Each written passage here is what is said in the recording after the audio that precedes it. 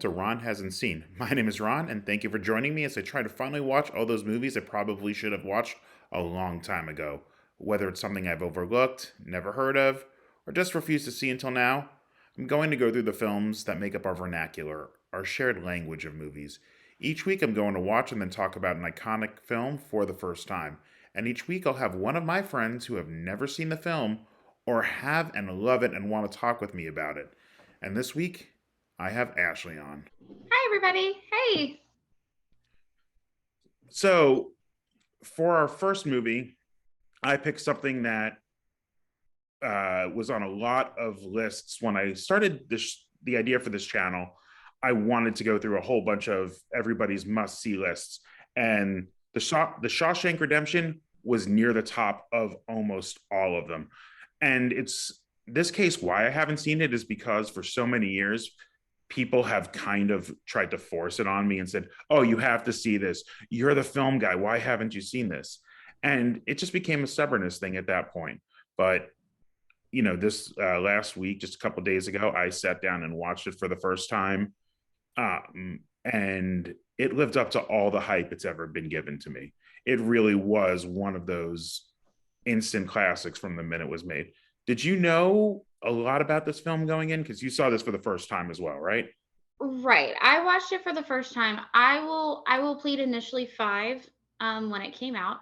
But kind of like you, like I knew of course the iconic like scene at the end where he's throwing up his arms in the rain. I knew kind of the premise of it just kind of from pop culture lexicon like he was wrongfully convicted, he chisels his like so I kind of knew what was going to happen. Um but yeah, I have to agree with you. It's still, even though, 30 years later and it kind of being spoiled for me, it lived up to all of the hype. Like, I thoroughly, thoroughly enjoyed it far more than I thought I would. I went into it kind of curious, excited to finally have a reason to sit down and watch it to some extent. Not really sure that I was going to like it, but I did. I really, really loved it. Yeah, I knew the basic plot. Like I knew a lot of the spoilers for it because Mhm. like I knew he was wrongly convicted. I knew they end up in Swahaneo. If I'm mispronouncing that, forgive me. Um, I knew a lot of these things. Like they're referenced in so many shows and movies. Like Mhm. one of that keeps popping into mind is there's a scene in the first Marshall and Lily's wedding in How I Met Your Mother where Marshall's freaking out and he just says, "That's it. I'm just going to go live on the beach in Swahaneo. Those guys are murderers." Only read Andy was wrongly convicted, and that was Yes. the kind of thing that this movie really has hit the zeitgeist for. Mhm. And that's one of the things, like, okay, I have to finally sit down and watch this movie. And yeah, I went in with high expectations and they really were met. The cast, obviously, we have uh, Andy Dufresne is Tim Robbins, who's almost always just a phenomenal actor, and of course Morgan Freeman narrating and playing Red. Um, and I believe this might be the first like real Morgan Freeman narration that I can find. I think it was. And I think because, of course, I enjoyed it so much, I fell down a rabbit hole last night after I watched it, just looking up different things and fun facts kind of in preparation for today.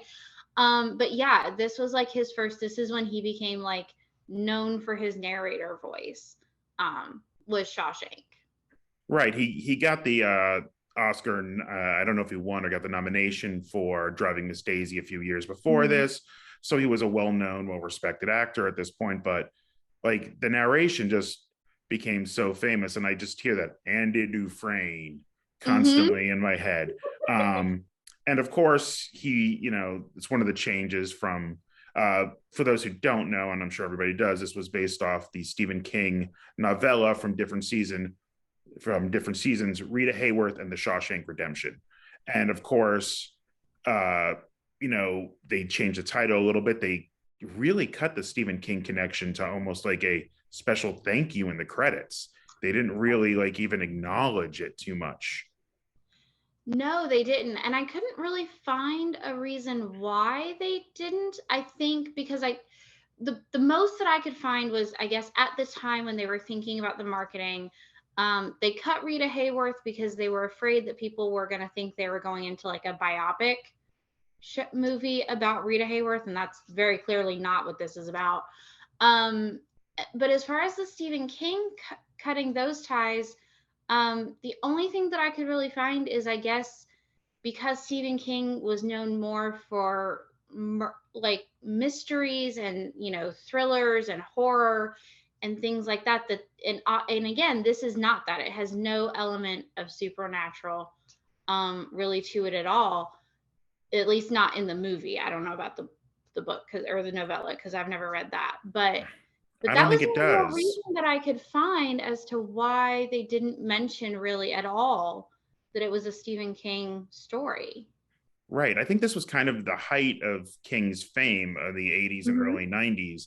Like, this is the time when every year there was that epic miniseries like The Langoliers or It or Tommy Knockers. Like, that was, I think, it might have been ABC. I might be wrong on what of the networks, but at least one of the networks every year would have a mini series on him. You know, Pet Cemetery was a big hit. Like, all these movies were out and he appeared in a lot of his stuff. And that's one of the things, like, I don't think he was even in this. I don't Mm-hmm. think, right. And Darabont, the director, Frank Darabont, has worked with him several times since then. And even before, apparently, he did a short film based on one of King's Yep. short stories. I Mm-hmm. forget what the title of that one was, but Darabont is gone on to do The Green Mile, another one of King's, you know, not horror kind of books. He also did The Mist, which is one of King's horror Mm-hmm. stories. Um, and he's not afraid to change things. And I think him working with King is a very good thing. Like, they dropped the name Rita Hayworth, obviously, even though apparently when the film was first being discussed, he kept getting calls from different casting agents representing different actresses who wanted to play Hayworth in the movie because Yeah.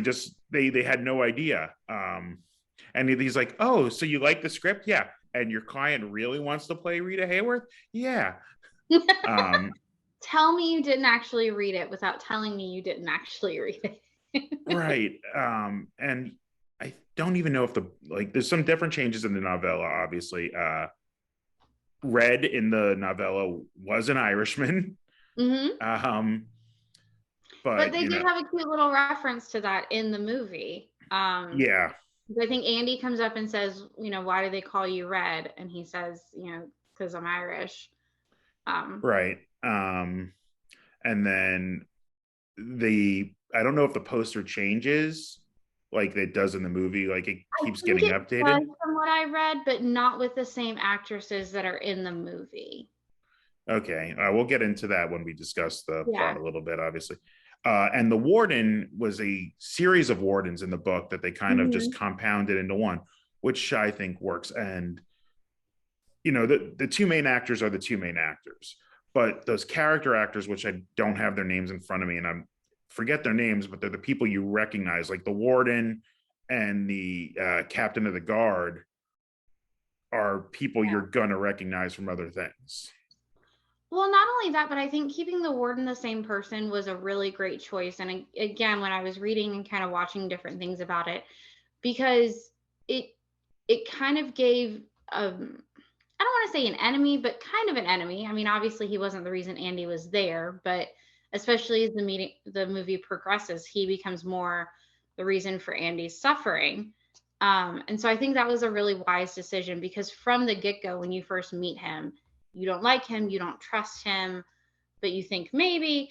And then it was another really great character for Andy to play off of, um, by keeping him the same. Yeah. So the movie comes out on a wide release on September 23rd, 1994, to moderate box office. It made, you know, 73 million on a $25 million budget. It's fine. It did okay. Not a big success, but highly critically acclaimed. 7 Oscar nominations, including for Roger Dinkins, the cinematographer, because the movie is beautifully shot. And Deakins has gone on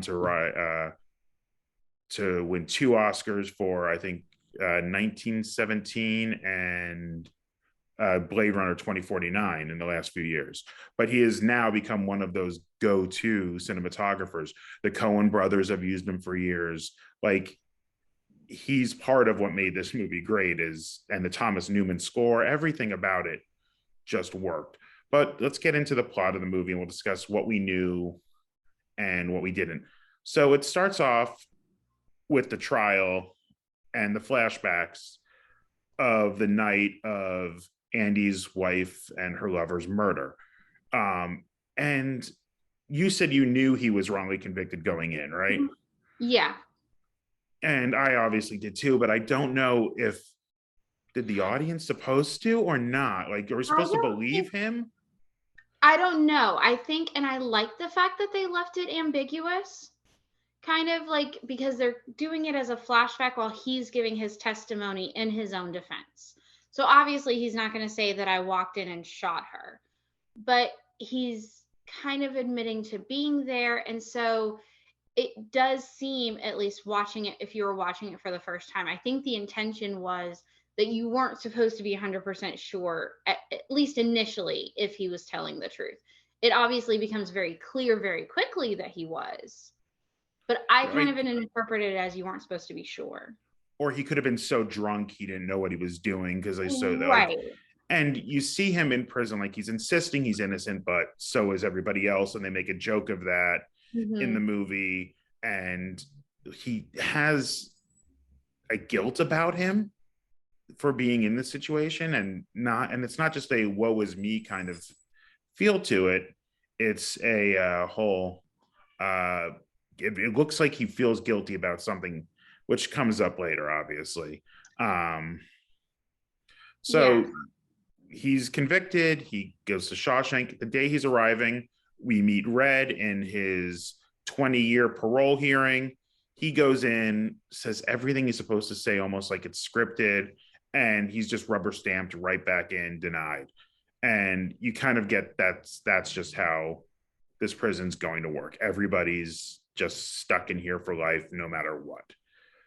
You go meet a few of the other characters that they had names that, I mean, I just watched the movie once. I probably should have watched it a couple times before doing this, but they had their name. But other than Brooks, who's the librarian, they are kind of side characters. They're not as important as Red and Andy's relationship and who they become through the movie.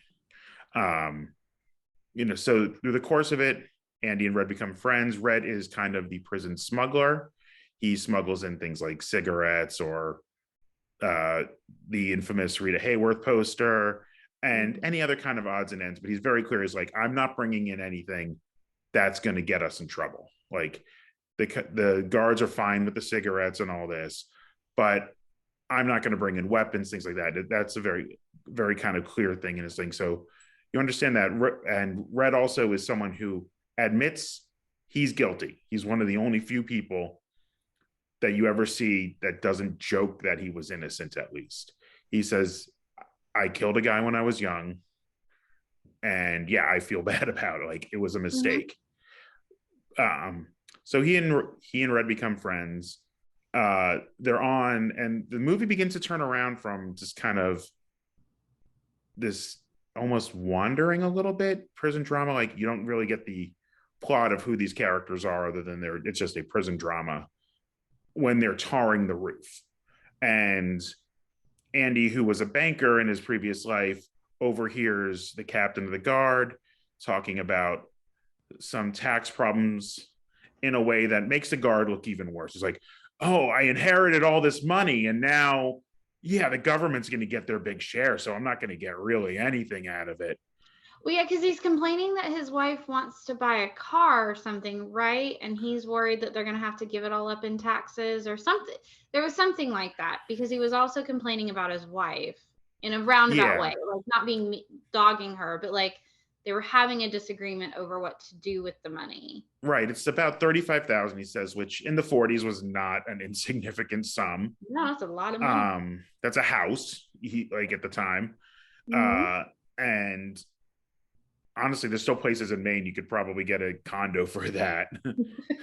Um, but anyway, so he overhears him, and Andy approaches him and says, hey, here's a solution to your problem. And the guard's very standoffish about it. Well, and I'll say in the guard's defense, and this is the one and only time that I will defend the guards, but he simply walks up and says, "Do you trust your wife?" Yeah. And even my husband made the comment, he's like, that probably wasn't the best opening line given what he already knows about the guards, because at this point Yeah. he's been in for a couple years And and also they're what the on a guards roof. know about him. Right. Yeah. Yeah. And he's like, that's like, I get what he was trying to do, but probably not the wisest choice for opening line. But I think he was trying to provoke him a little bit. And I think he was I think he too. understands that the guard coming from that animosity Mm-hmm.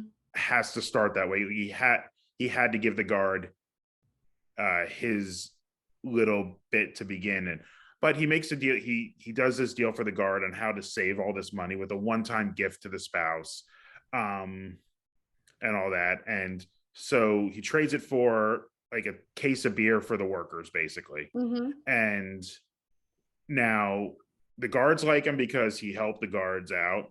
The guys all think he's their best friend because he got them beer into Mm-hmm. prison.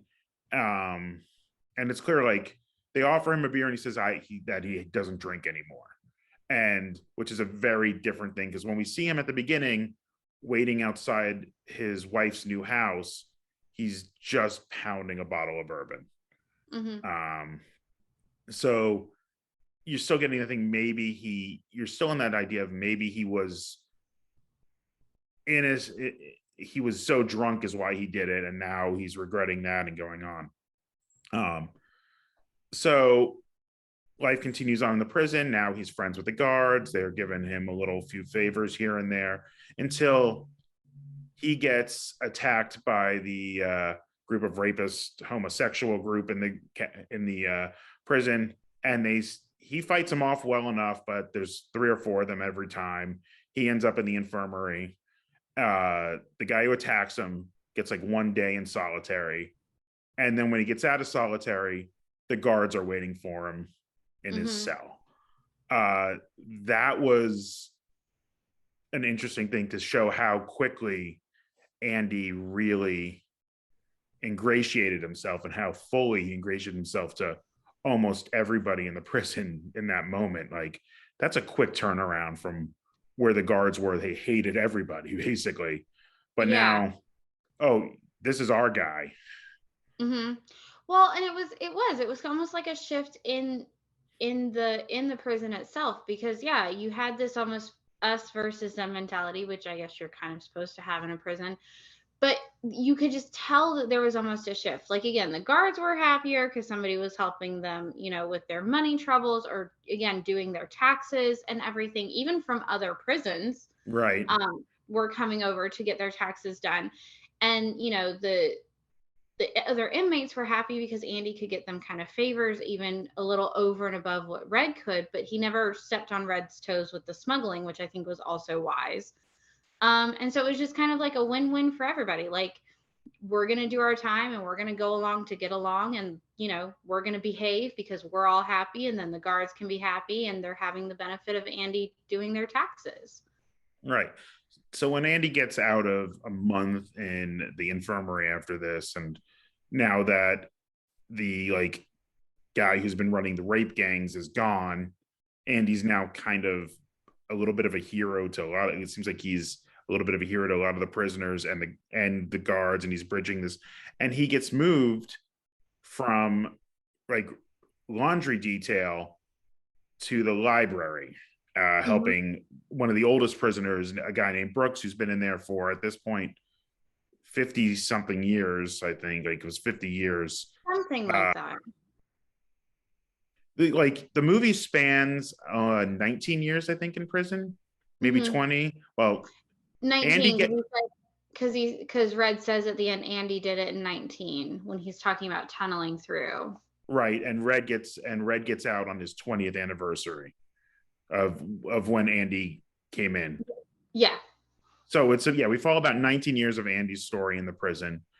And So there's a little bit of time we're not sure what's going on. They say the year a few times, but there's a couple years jump here and there. So now Andy's the assistant in the library, which is a room with about as many shelves as you can see behind me, just filled with books instead of DVDs.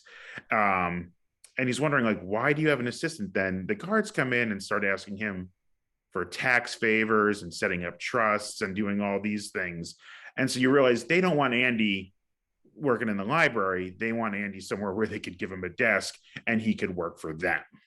Mm-hmm. But that turns out that they let him, try and improve the library, do different things. He gets his friends out of their detail to help him be assistants during tax season, because they have just, can you bring me this form? Like, they just have all the forms printed and sitting there Oh for it. my God. I cracked up laughing at that scene. I really did. Because again, you have all the intramural guards coming in, and it's like a, God, I can't think of the name. One of the little tax offices that you have Yeah, around, where H&R there's Block. a line of people. H&R Block, that's what I was trying to think of.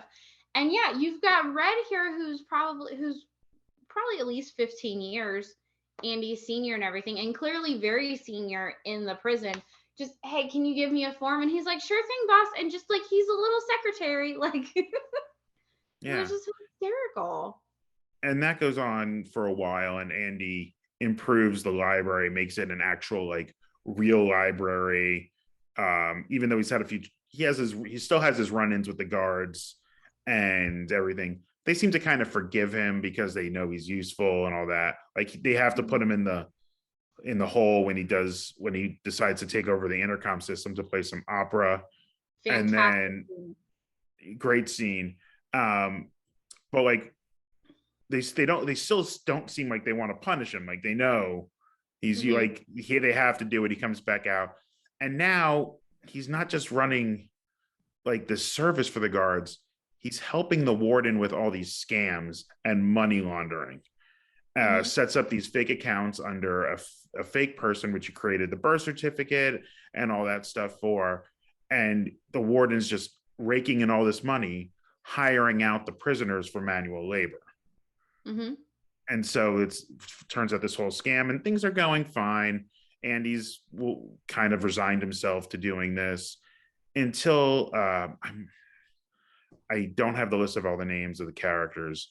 A younger prisoner comes in on a Grand Theft Auto charge just for a couple years, and he comes to Andy because Andy has been helping basically their equivalent of the GEDs back in the day, and like get all these prisoners some education. And Andy's been helping him out with that.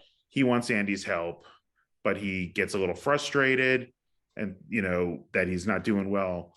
Like, storms out and goes to talk to Red about something, and then he finds out what Andy's in for, and then he's like, "Wait a minute!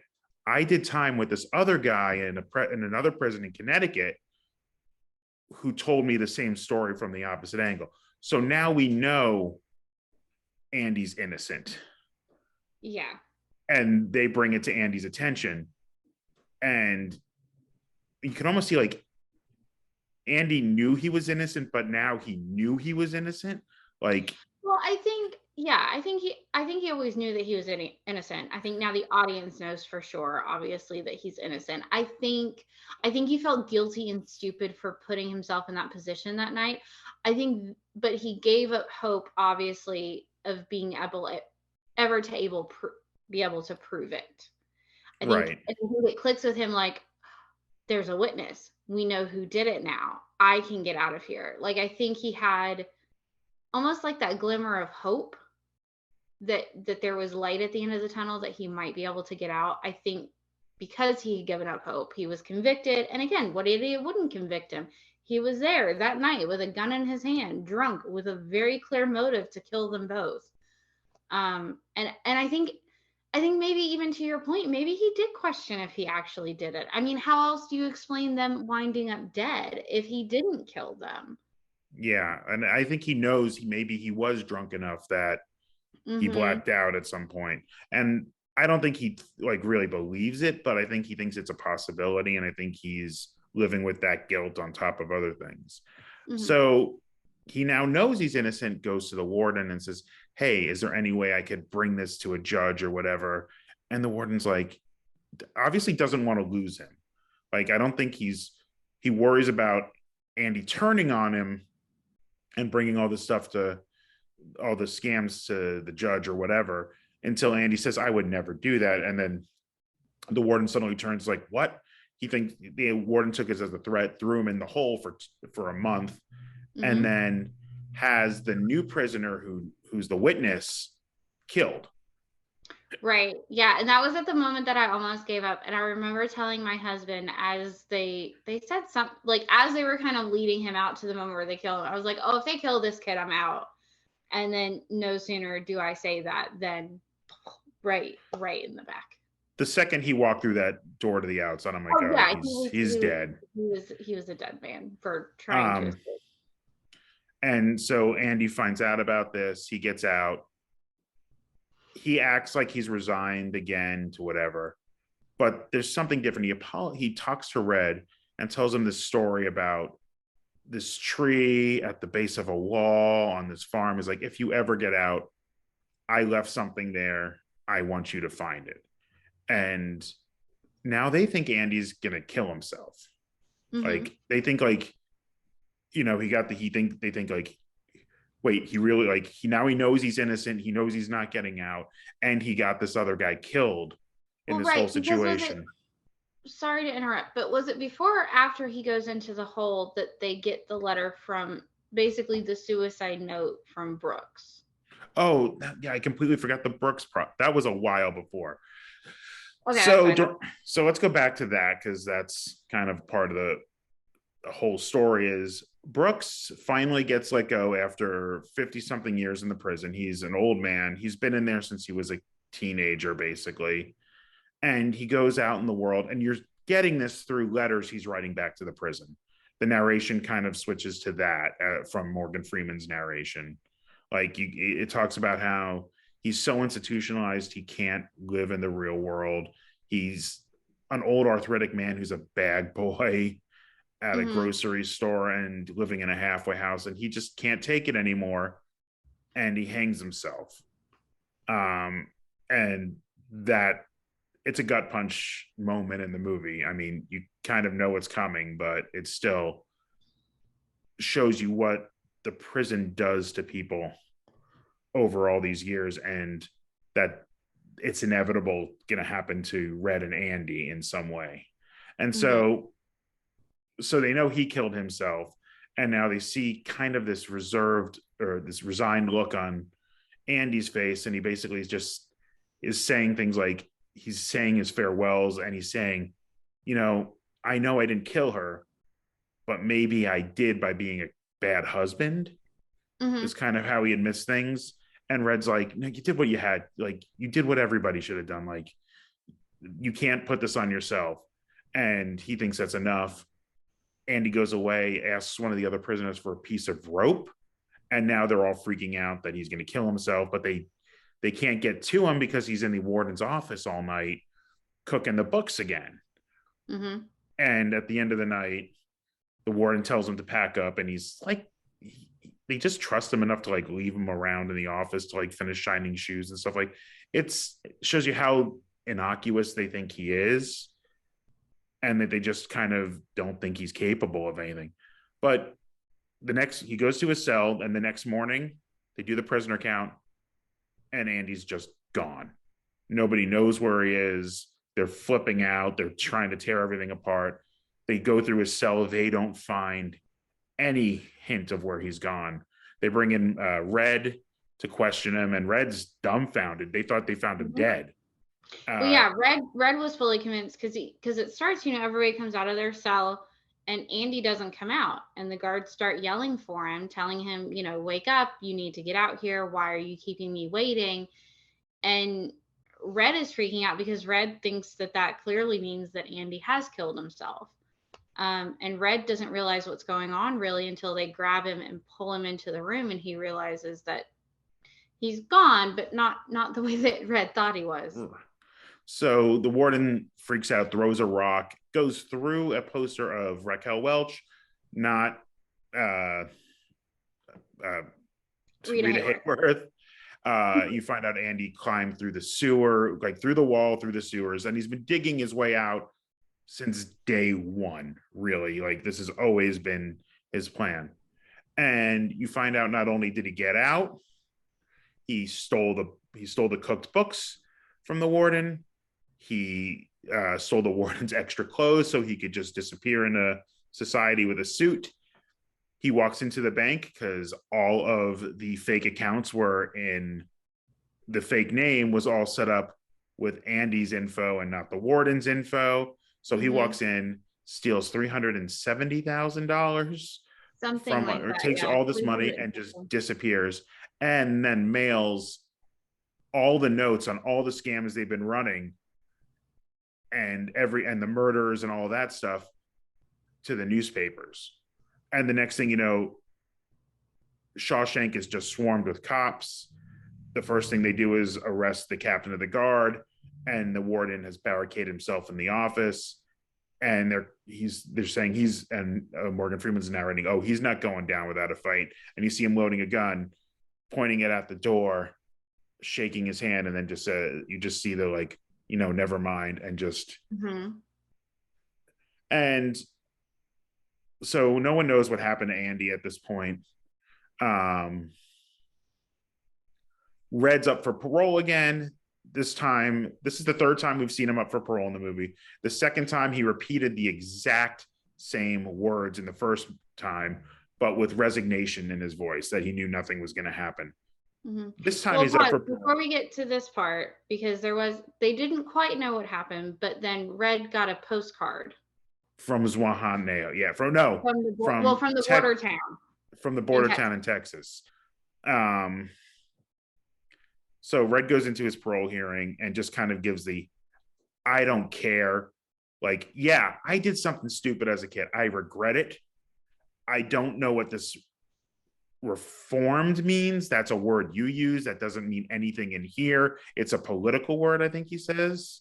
Something like that. And basically, it doesn't mean anything. What would I go back to my 16-year-old self and tell them not to make the mistake? Yeah, I would. And it was this kind of almost flippant attitude. And it's a younger parole board than we've seen before. Mm-hmm. And they approve him, and he's out on parole. He's living in now, he's talking about how he's too institutionalized, just like Brooks was. He's living in the same room Brooks was living in. He's looking the same job, and he's saying the same things. It's like, I need to go back. I don't know how to live on the outside. Till he remembers he promised Andy to go find this item. Mm-hmm. So he takes the day trip to go find this item, wanders around this town in Maine for God knows how long, looking for a tree in a field near a wall. Yeah. And they make a joke about how kind of vague that description was earlier, but he finally finds it, and it's under a lava rock because Andy's a geology enthusiast. Mm-hmm. And he finds it, and it's not something he left from the days he was there with his wife as a young man. It's a note for Red and money and where to find him in Zwahaneo. And that's and I was trying to figure out, like, why did they call it the Shawshank Redemption? Like, did Andy need to be redeemed? He was innocent the whole time. But I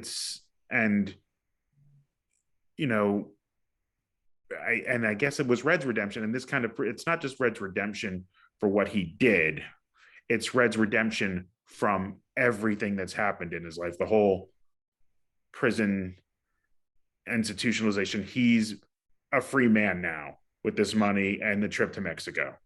Right. Yeah. Well, and I think it does make sense why it was called the Shawshank Redemption, because not only does he redeem Red, this person that he became incredibly close to, with the money and bringing him with him to Mexico, but even though he very clearly couldn't get the rest of the guys out and didn't know if they would ever get parole, nor was he as close to them, he did kind of redeem the whole prison in a way by shutting down the crooked captain of the guard and the warden, by sending everything to the papers and getting them ousted too. Yeah, that's a great point about it. It's not Andy's redemption. I mean, Mm-hmm. he felt guilty for something he didn't do. And yeah, I guess he felt he had to be redeemed for being the bad husband and getting this other guy killed, trying to get him out of prison. But those were things that he didn't do. Those kind of happened to him.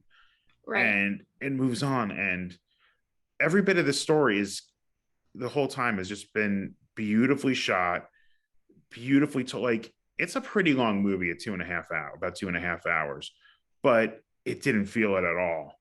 And No. especially for like this, it's not an action movie where like, Avengers was 3 hours, but the last hour of it was a giant fight scene. Like that's not this movie. It's you're just gripped by these people's stories, and which I even for a good drama is a really hard thing to do, is to keep people like so enthralled. It's the acting, it's the cinematography, it's the direction, everything in this movie was damn near perfect in a lot of ways. Yeah, I was just gonna say the same thing. My husband and I popped it on once we finally got the baby to bed and everything at about 8:30. And John had seen it before, and so he's like, I'll try to fight the good fight with you, but there's a good chance I'm gonna fall asleep. And no, the first words out of his mouth when it was over, because I asked him, "Are you still awake?" on the other end of the couch, and he goes, "Yeah, I forgot how really good that movie is." And that's why I didn't watch it, because it just, the basics of it, and it's good, but something about Mhm. it didn't feel compelling from the outside. And I think that that's what Well, really. yeah, I think, and again, I would kind of tend to agree. I think it was, I think I took for granted everybody saying, "Oh, it's amazing," because I'm sorry, people say that about a lot of at this point older movies that's not actually true. I'm sorry. Like it's a nostalgia factor for a lot of the people that say that about movies that are now approaching 2030, and quite frankly even older movies. Like, "Oh, it's amazing, you have to watch it." And then it turns out it's not really amazing. Like it's good, but it doesn't live up to the hype. And especially with this one, like I knew what happened. I was curious and I really wanted to do the show with you. And I was like, "Oh, well, this would be a good one." Um, but yeah, it's damn near perfect. And I really didn't think it was gonna be that way. I didn't, because I already knew what happened. I knew it was gonna Yeah, happen. but I'm kicking myself for literally fighting it out of like just being stubborn. I'm like, I'm not going to watch this specifically because so many people have told me to. And I think that that's just stupid. um, I mean, I can't, like, I'm not saying it's my favorite movie now, but it's definitely really up there. I can't say like Hmm. I want to watch again. I think, and I want to watch commentaries, and I'm going to do that more for this show beforehand. But this first one, I kind of wanted to just get out, and I feel like we're going in circles talking about this because there's no one thing that makes this movie a classic. It just falls into that in so many ways. It definitely does. Like I liken it to like lightning in a bottle. Like not that they happened into it or just fell into it being a classic, but everything just worked together so perfectly well. Like the casting choices, the cinematography, Darabont and the script that he wrote, and then him deciding to direct it himself instead of letting Rob Reiner take it, because Rob Reiner offered him a ton of money at the time, because he had already done Stand By Me and loved the script that Darabont wrote so much. He's like, "I really want to direct this. I will pay." I think it was like almost $3 million that he offered him And the to actors he was trying to put direct the in, script. Tom Hanks, Tom Cruise, Kevin Harrison Costner, Ford. those were all, Harrison Ford. yeah, Harrison Ford for Red, but the others were the three that they were considering, I know, for Andy at Mm-hmm. one point. And I And don't not think that any of those are bad actors, but I don't think it would have worked. Hanks doesn't feel like Hanks is the everyman actor. I mean, Robbins is a bit too, but like there's something about Hanks's likableness Mm-hmm. that Robbins is a great actor, and you kind of empathize with the everyman, but you're not drawn to him like you are to Tom Hanks. Like There's just some sort of, he doesn't have that, he has a different charisma on He screen. he does, and I think the difference between Hanks and Robbins is with Robbins you kind of needed to feel empathy for Andy, but I'm struggling to figure out how to say it. But I just, especially in those, like, I can't picture Tom Hanks getting loaded and killing anybody. I can't picture him, in the prison scenes where he had to be like hard and serious. That's just not to me Tom Hanks. Like the first night and everything where he's just sitting there stoically or any of that. I can't picture Tom Hanks in prison and being so stoic about it all the time the way that Andy has to be. I And guess I, is kind of like the best way to put it. But you could tell like the entire time like Andy had a plan. Andy was not just going to serve out his time and deal with it. Um, and I think there was just a lot of that little nuance there that I don't, not that Hanks couldn't have done it. I don't think he would have done it as well. And I don't think it would have drawn you in as much. I think modern Hanks could do it better.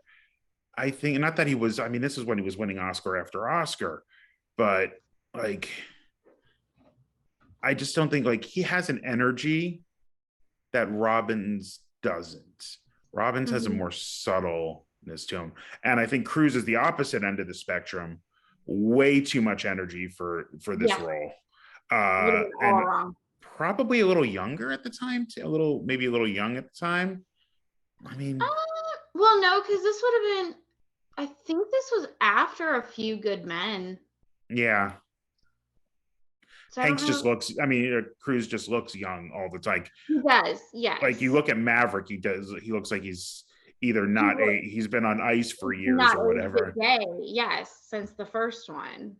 And then, I mean, you watch Risky Business though, like how young he is in that.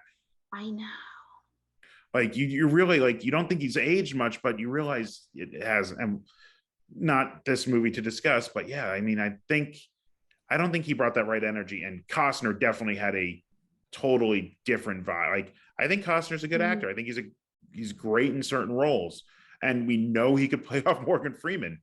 I know that's a movie that's I think was really popular at the time, but Robin Hood Prince of Thieves I think has become a little bit more divisive over the years. Like, was it I a don't care good what anybody movie? says. That's a fantastic movie.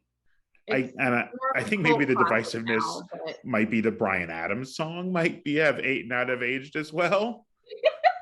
Um, but no, and you know he plays well with Freeman. I just can't see. It's just a role you can't imagine anybody else in.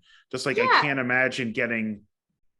I mean, Harrison Ford could have done Red, but it's and I think he acted it well. But I think the narration, the gravitas, and the he would narration have struggled alone. with that. But that's where I say like that's what makes it lightning in a bottle. Like I don't obviously they wanted to make a good movie. Different people would have made different casting choices, but what they wound up getting for different reasons because Tom Hanks almost took the role of Andy. As a matter of fact, he was going to, but he was attached already to Forrest Gump and he decided to do that instead. And so, I think they captured something again, damn near perfect and really special just because everything fell into place just so and completely right. Yeah.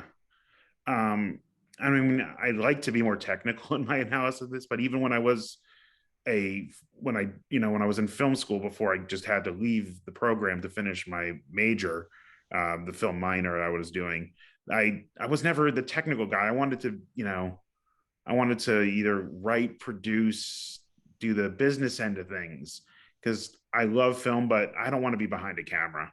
I don't want to be on the set. And and I so I want to talk about the technical aspects, but just other than it's beautiful, the Mhm. soundtrack, just everything, the having I don't know where they shot it, because Uh, somewhere near, was it Chicago? Somewhere in like Illinois or something, I think like is where the the outdoor sets were shot for the prison. yeah, that's what I mean. Like having like sets like that just adds to it. Like, would Hmm. they do that now? Could they make this movie now without being over the like? I mean, everybody complains that now is the age of you're a tentpole film or you're nothing in theaters. Uh, would this have been a drawn out TV show if it was reproduced today? I mean, that's part of the discussion. Like, I think it was tight. It was shot for the right amount of money. Like a $25 million movie wasn't an indie film back then, but it wasn't a blockbuster. I Hmm. mean, I think it was, yeah, there's no way to explain it. It's just everything was perfect at the time and lined up as the lightning in the bottle. And if you haven't seen this movie, like obviously we've spoiled a lot, but one of the things that I'm doing with the show is these are old movies.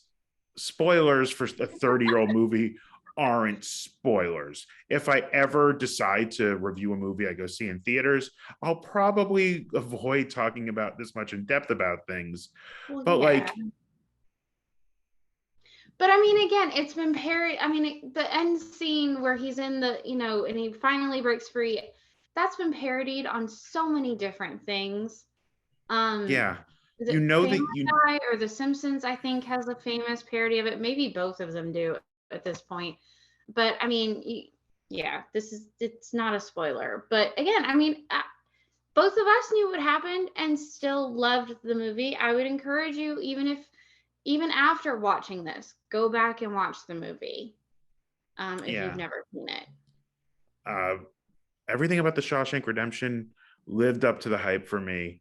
And I think it was a good movie for me to start this catching up on the movies I've missed with something that's considered a lot of people's favorite movie of all time. Um, I really enjoyed it. Sounds like Ashley did too.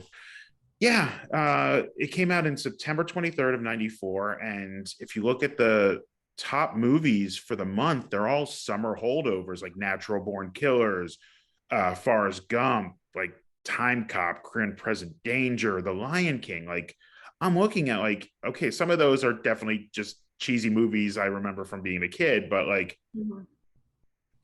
three or four though, like Forrest Gump, as much as you say you don't think it held up or you don't think it's as good, is considered a classic. Lion King, absolute classic. I think everybody's going to say like a Hands down animated classic. masterpiece. Uh, Natural Born Killer is a good, great cult classic. With like, I mean, Oliver Stone writing from a or directing from a Tarantino script.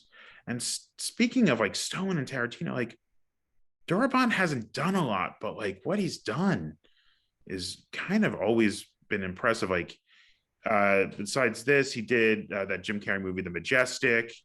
Hmm. Uh, he did Green Mile, which is I think considered another like excellent like master. I've read those. I actually don't think I've seen that movie either. Maybe we'll come to that on this show. Um, Because I haven't seen that one either. It'd be interesting to go back and compare the two. yeah, considering the whole prison redemption stories, this one kind of a guard's redemption, I guess. Um, and then The Mist, which is one of my favorite Stephen King movies. Uh, that he also went back and did like his own cut afterwards at the studio. Like he did a black and white, like additional like director's cut Ooh, of I The didn't know Mist. that. Yeah, and let's not forget, like he brought Walking Dead to. He was the original showrunner, I think, right? Yeah, he definitely was key to bringing that. And like, should he be as like? I don't think he's done enough to be as much of a household name as like a Tarantino or a Spielberg, but I think he's proven he's skill levels up there with everything he's Hmm. done. He's just not as prolific, I guess, or that he's does adaptations as opposed to kind of his own stuff. I think that could be part of it. But I, I think also has more to do with he seems to really when he not that he hyper focuses, but he takes his time and he kind of takes it from full fruition, which is in and of itself a really great talent. And kind of focuses on making that one thing and takes his time. I think it was like 5 years in between when he wrote the treatment for Shawshank, got the rights from Stephen King. Maybe that's out of order. I can't remember. To when they actually started filming. So, and I mean, in the movie business, 5 years is a long time, especially nowadays for something, Yeah. Well, this first episode ran a bit longer than I intended, so I'm just going to stop it here and thank Ashley for joining me for this first look or retrospective review of the Shawshank Redemption. So if you haven't seen it, I don't think I need to recommend the film. I'm sure enough people already have. So thank you for watching this first episode of Ron Hasn't Seen. And next week, please stay tuned because we'll be talking about Moulin Rouge with another one of my friends. All right, thank you guys. Have a good night.